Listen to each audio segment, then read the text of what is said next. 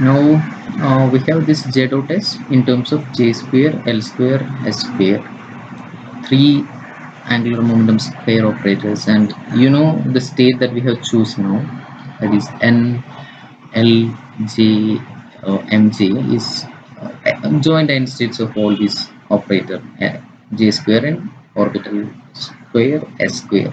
So they are just the joint end states of the operators. That means the moment these operators acting on that state, it will produce the an value, right? So if that is the case, when you're putting this operator here, okay, I'll just do the complete thing here now. N, L, J, M, J, S, Z is something that I have to find out.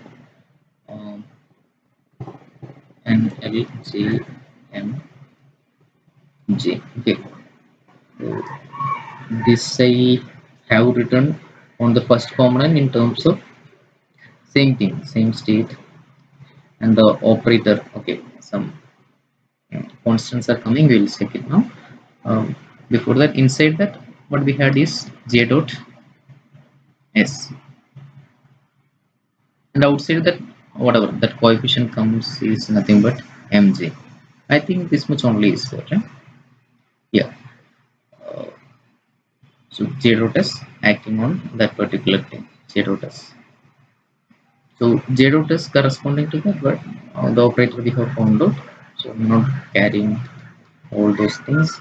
There is the states thing, and what you have is j square minus l square plus s square divided by 2 on the state and mj.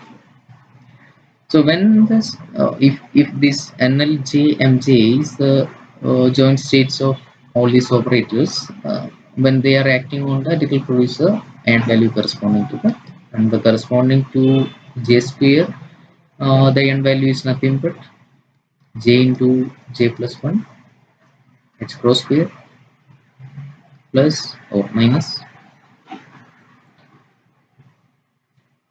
L into L plus 1 h cross square plus S into S plus 1 h cross square divided by 2 into mj. So this is the S set what expectation value, or yeah, that is the diagonal element of a set, not expectation.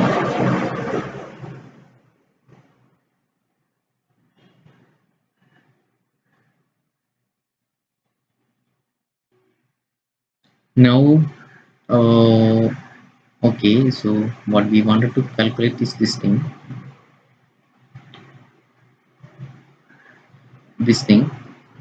right? So this is something that we have to substitute, okay, and we put the yeah bra in front of that. That is only difference, and the corresponding to, okay, if you are putting that bra, it has to be there along with this term also, and that will, as it is ortho normal, there is no issue with that. So yeah, okay, we can, so we will just put that nlj mi in front of that, so that we will be getting a consistent thing. We put the bra in front of that is because that is the way our expression and their expression is there. That is the reason.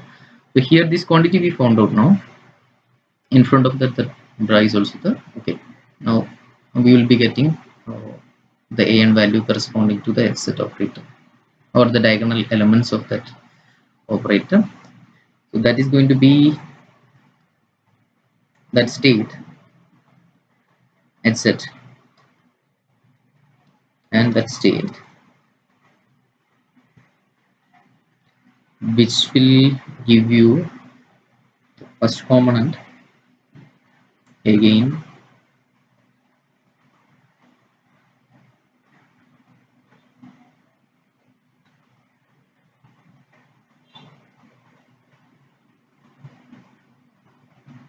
uh, EBZ by 2 MC, and the second component is this thing. Okay, along with that one MJ is there. EBZ by 2 MC. So this is EBZ by 2 MC into MJ. That is common for both the quantities, and MJ will be the, and after that we have to find out something for SZ, that box SZ, and corresponding to that what we got is this quantity. And okay, we have along with the SZ on the term where we have J dot S, we have a denominator uh, which is having, okay, if I write this quantity first, here we have MJ into J into J plus 1 minus L into L plus 1 plus S into S plus 1 H cross square, all have associated H cross square. Okay, now uh, this is divided by 2. This much of term is divided by 2. Not just 2, we will see what all are remaining.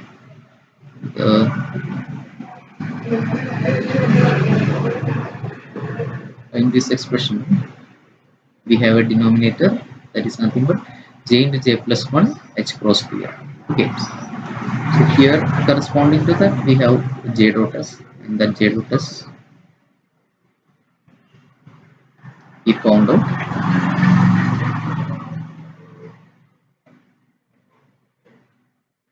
Yeah, so the denominator is having only that quantity.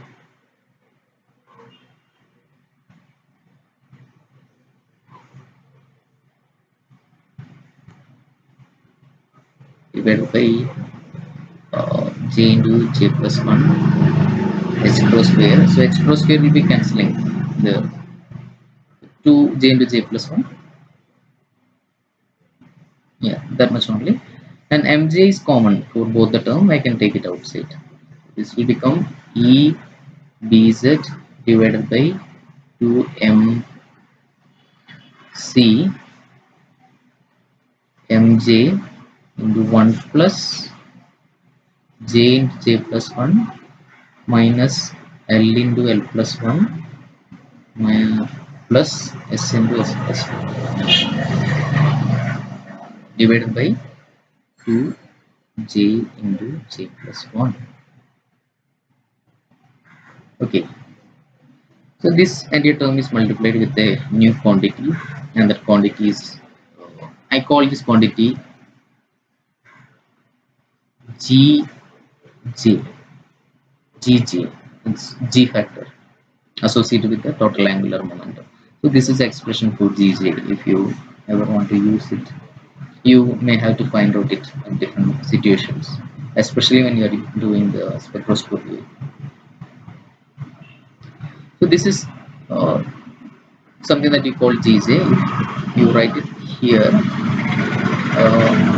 we get it EBZ by 2 MC MJ GJ is going to be the corresponding to set. What is it going to be? This is going to be your EN1, right? You have both side. Yeah, that state is not there now. This is nothing but EN1. Your first order energy correction. Uh, you can also put the mu b here. E by 2 MC is nothing but mu b bz in the magnetic field. Maybe bz and j Gj. Okay, so sometimes it is not explicitly written, this dz in the textbook, and if you're seeing it's not written explicitly. uh, it's not required when you're taking the magnetic field only along z axis. So it depends whether you want to carry or not. So this is going to be the first order energy correction expression. Put it in box C1. It's nothing but mu b bz mj gj. Okay.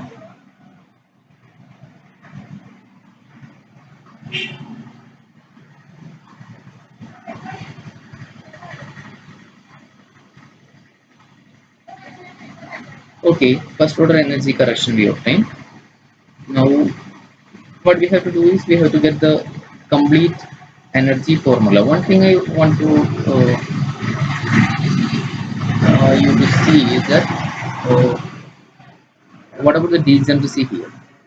Is the degeneracy lifted completely or partially? How do you understand that? So here you can see corresponding to mj, uh, for different values of mj you have different value of energy correction. So what about uh, different values of j, sorry, different values of orbital angular momentum? This is the set component of it.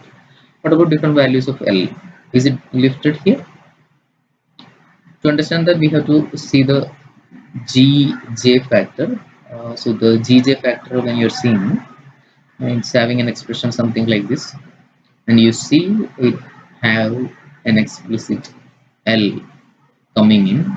So depending upon the values of l, it can have different value. That means uh, the decency can be lifted completely for different values of l. Gj will be different, and depending upon gj will be having different values of en1, and of course uh, that can be different value. So that is something that we can see from here. So now when you're writing the final energy expression, you have to remember that the dominant term is not this term. You have to have our fine structure term along with that. So En is going to have corresponding to our fine structure Hamiltonian on the particular state. I told you will be having one value. This is our unperturbed energy En0. Corresponding to that fine structure term, we have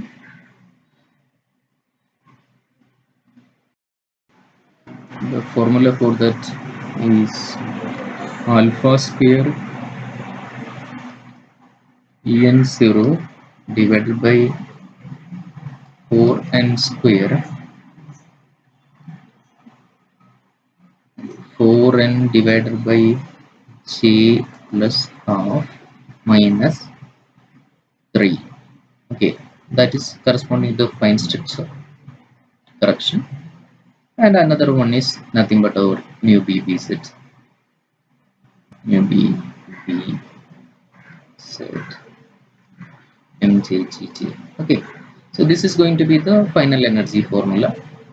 Now the thing is that the application of this will be mostly coming in spectroscopic analysis, Siemens splitting sort of thing, and we'll be having a different spectral representation for each of the state. So we are not discussing that part. According to us, we have to calculate the energy correction and how to understand the idea how we are doing. So we have done that, and yeah, this is the final energy formula, and you have to understand the gj is having the role of angular momentum quantum number. So you can have different value for different angular momentum. So that's the case from here, and with that, this is going to be our final formula for energy.